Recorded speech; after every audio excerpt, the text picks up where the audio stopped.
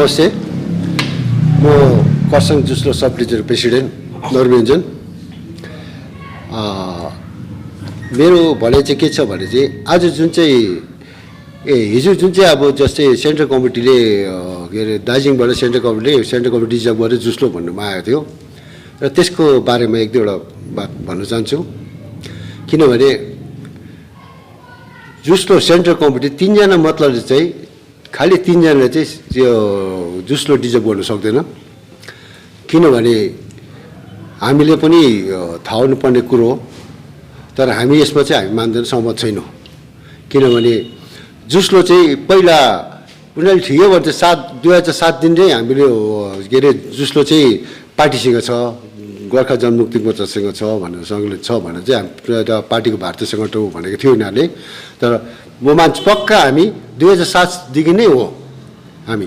तर 2007 देखि चाहिँ 2007 मा फ्ल्याग जुन चाहिँ थियो 3टा रङको, हामी अहिलेसम्म 13 रङ छु, कोही टाउको भएको झन्डै हामी माग्दिन। हामी त्यो पर्सनल झन्डै चाहिँ हामी मान्दिन। किनभने त्यो हाम्रो 2007 को जो झन्डी छ त्यही झन्डीमा हामी लागिरहेका छौँ अहिलेसम्म। अनि दोस्रो नम्बर, हामी चाहिँ विवरणको पक्षमा हामी जाँदैनौँ। हामी चाहिँ हाम्रो विनय अनितको खेमामै हामी बस्छौँ।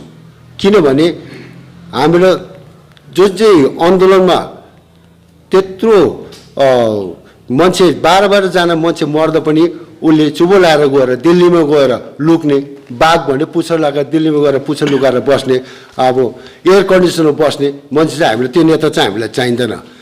पाहाडमा यस्तो भइरहेको बेलामा ऊ बस्नुपर्ने काम थियो। तर अहिले अनित चाहिँ नभएको भए, अनित थापा विनय तामाङ नभएको भए चाहिँ अहिले पाहाड झन् कस्तो भएर जान्छ। त्यति बेला अझै खतम भयो, अझै कति मर्थ्यो, अझै हाम्रो मान्छे भोकले मर्थ्यो होला, कति सिआरपी गोली खाएर मर्थ्यो होला। त्यति बेला उसले बोल्नुपर्ने भयो, ऊ लुक्नु चाहिँ किन गयो त्यति बेला अहिले। अन्त अहिले आएर फेरि उहाँले भन्छ फेरि त्यही शरणमा आउनुभयो, आयो त यो उसमा के अरे फेरि टिएमसीमै आउँछु भन्छ। टिएमसीमा आएछ, अझ कुन मुखले चाहिँ आउँदैछौ टिएमसीमा, कसले चाहिँ सघाउन आउँदैछ उसले। त्यस्तो खालके लाचा मोर्दो भएको नेता, त्यो लाजपचीको नेता चाहिँ हामीलाई चाहिँदैन।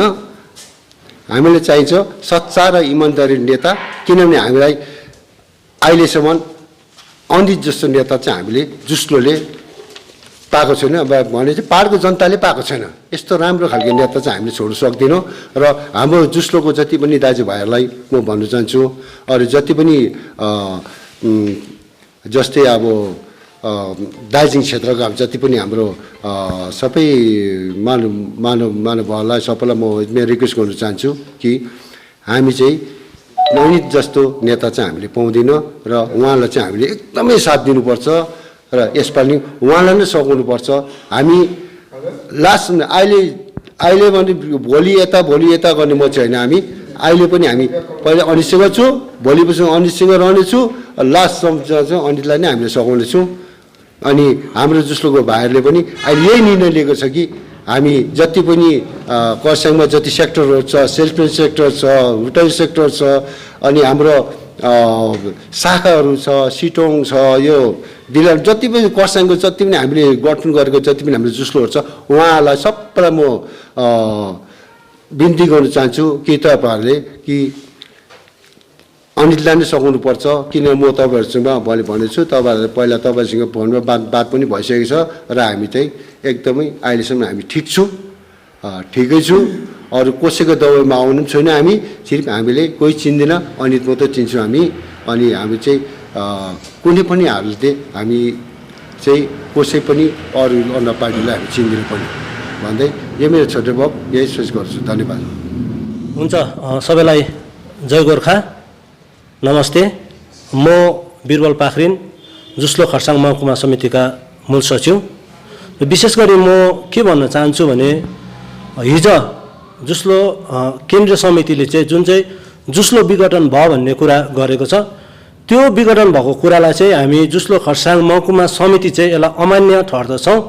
किनभने 3 जना जुस्लोको मेम्बरले चाहिँ कहिले पनि कोरम नपुगिकन चाहिँ जुस्लो विघटन गर्न सक्दैन र केन्द्र समितिका अरू पदाधिकारी गणहरू अरू सदस्यहरू चाहिँ त्यति बेला कहाँ थिए भन्ने कुरा आज प्रश्न उठेको छ।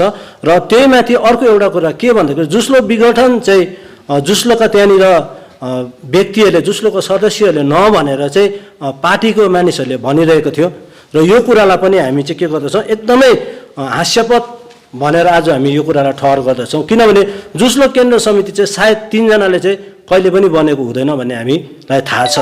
र त्यसको साथसाथमै आज हामीले जुस्लोको एउटा खरसाङ महकुमास्थित एउटा हामीले एक्जिक्युटिभ मेम्बर लिएर र युनिट सेक्टर लिएर हामीले एउटा मिटिङ बस्यौँ र यो मिटिङमा हाम्रो यही कुरा भएको छ जुस्लोले चाहिँ हामीले व्यक्तिगत हिसाबले कहिले पनि काम गरेको छैनौँ र जुस्लोले जति पनि महकुमाले काम गरेको छ हामीले आफ्नो स्वार्थलाई नहेरेर चाहिँ अनअर्गनाइज सेक्टरमा काम गर्नेहरूको निम्ति मजदुरी गर्नेहरूको निम्ति चाहिँ उनीहरूको हितको निम्ति उनीहरूको अधिकारको निम्ति उनीहरूको सामाजिक सुरक्षाको निम्ति पारिवारिक सुरक्षाको निम्ति हामीले काम गरेको कारणले गर्दाखेरि चाहिँ हामी चाहिँ यो पार्टी बदलेर चाहिँ आफ्नो स्वार्थ पूर्ति गर्न चाहँदैनौँ र हामीलाई जुन चाहिँ संरक्षण हामीलाई जुन चाहिँ सुरक्षा हामीलाई जुन चाहिँ मान्यता श्रीमान विनय तामाङ अनि श्रीमान अनित थापाले दिनुभएको छ त्यही कुरालाई नै आज हामी उपस्थित जति पनि छौँ सबैले नै त्यही कुरालाई नै आज हामीले मान्य गर्दै र आउँदो दिनमा पनि हामी चाहिँ श्रीमान विनय तामाङ अनि श्रीमान अनित थापाज्यूलाई नै हामी पूर्ण समर्थन अनि सहयोग गर्ने आज हामीले यो निर्णय लिएका छौँ। र 3 जना व्यक्तिले चाहिँ आज जुस्लो विघटन गर्छ भनेपछि चाहिँ आज तपाईँहरूले हेर्नु सक्नुहुन्छ महकुमा समितिका आज एक्जिक्युटिभ मेम्बर मात्रै पनि यति यहाँ थुप्रेका छौँ र हामी ती 3 जना व्यक्तिहरूलाई चाहिँ जुस्लोबाट चाहिँ उल्टा हामी खारेज गर्छौँ किनभने हामी नामको मात्रै जुस्लो होइन हामी नाम कमाउनलाई मात्रै म जुस्लोको यस्तो व्यक्ति हो भन्नुको लागि मात्रै हामीले जुस्लो चलाएका थिएनौँ तर हामीले चाहिँ काम पनि गरेर देखाएका छौँ र हामी आज यही भन्दछौँ हामी भगौडे नेता गत्ती छाडा नेता हामीलाई छाडेर जाने मारेर जाने बिल्लीबाट पार्ने हामी चाहिँदैन तर हामीलाई कोरोना भाइरस जस्तो त्यस्तो डरलाग्दो प्रकोपमा चाहिँ हामीलाई सहायता गर्ने हामीलाई मद्दत गर्ने मेडिकल हेल्प दिने अन्न पानी बाँड्ने त्यस्ता नेतालाई हामी मान्दछौँ र त्यही माथि श्रीमान अनित थापाज्यू जो जिएटी चेयरम्यान हुनुहुन्छ उहाँ त हाम्रो आफ्नै ठाउँको मान्छे भएको कारणले हामी उहाँलाई नै हाम्रो नेता मान्दछौँ र हाम्रो पूर्ण जुस्लो खरसाङ महकुमा समितिका सेक्टरका युनिटका पूर्ण समर्थन चाहिँ हाम्रो